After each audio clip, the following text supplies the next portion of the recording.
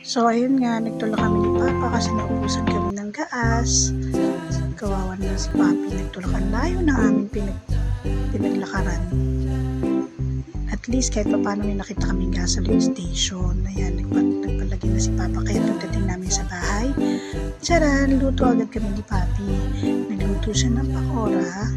Ang cute, oh, diba? Ang sipag na aking Papi, oh.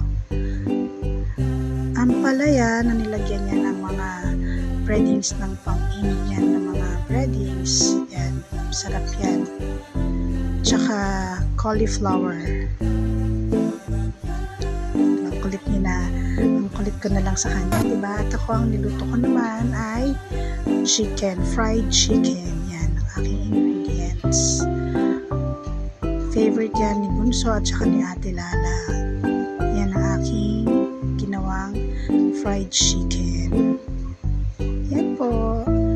Talagang yan ang aming hobby ni Papi, ang magluto ng magluto.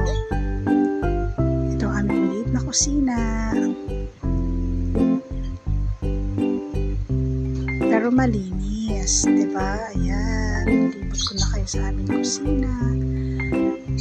Ayan. Chicken ng ulam namin, pero parang fried tuyo, kamatis, at sarsyadong egg. Masarap, tara, kain na tayo. Sa mga susunod, makikita ko ulit sa inyo yung mga lulutuin namin. Lunch time, kaya mas gusto namin yan ang ulamin ni Papi kasi sa mga bata na lang